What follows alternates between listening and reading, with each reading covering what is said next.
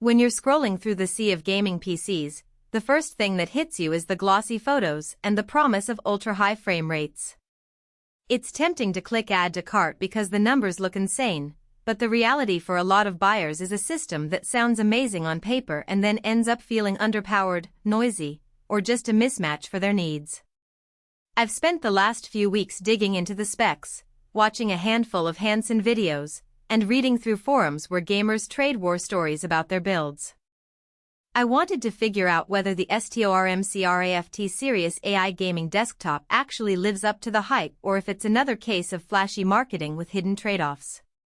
Link is in the description if you want to check the product details on Amazon. First off, who is this machine really for?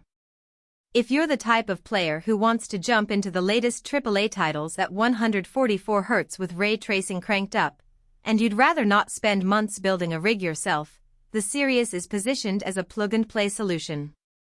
The Intel i7-14700F, clocking up to 5.4 GHz, paired with an RTX 5060 16GB GDDR7 GPU, gives you enough horsepower to push AAA games like Cyberpunk 2077, Starfield, or Elden Ring into the 1080p 144Hz sweet spot with medium-high settings and ray tracing on.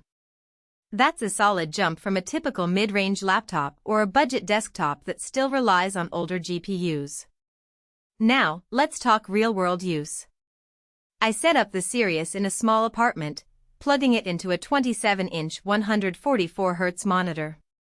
The first game I tested was Horizon Forbidden West, which is notoriously demanding because of its sprawling environments and dynamic lighting.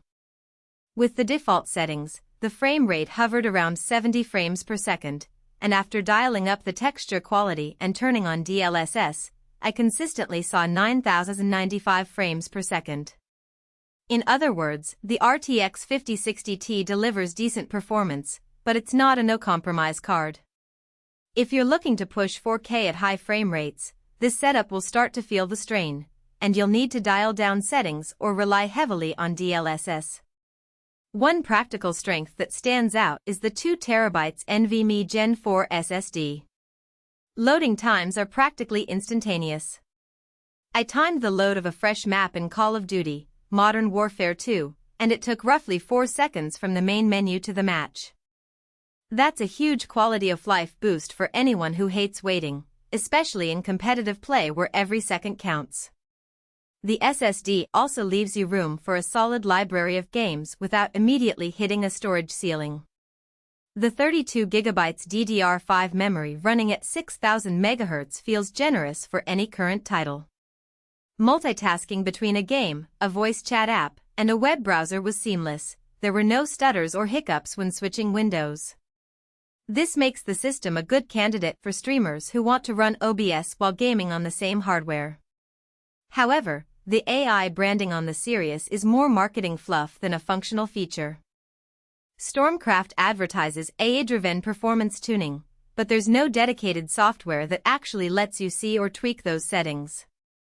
In practice, you're just relying on the BIOS and Windows drivers to manage performance, which is fine for most users but not a revolutionary advantage.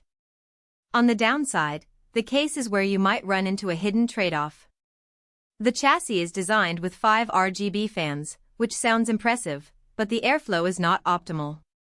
The front intake pulls in air through a tight mesh, and the rear exhaust is limited by a small vent.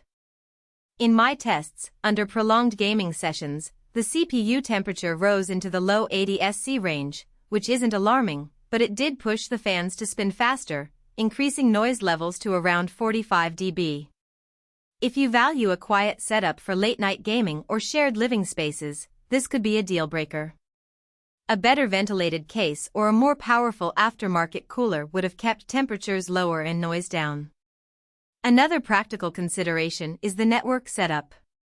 The desktop comes with Wi-Fi 6E and a 2.5 gigabits Ethernet port, which is great if you have a high-speed router or a wired connection that can actually saturate those speeds.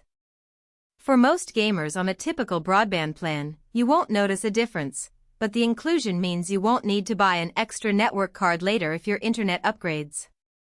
However, the power supply isn't explicitly listed in the spec sheet, and some users have reported a 450W unit tucked away inside.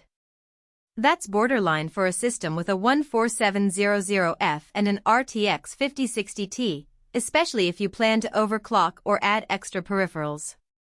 It's something to keep in mind. You might need to upgrade the PSU for future expansions like adding more drives or a more powerful GPU.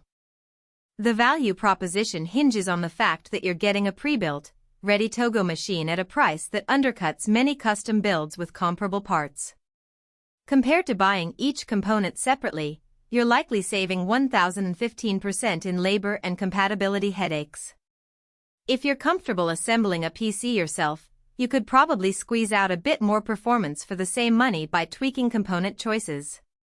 But if you're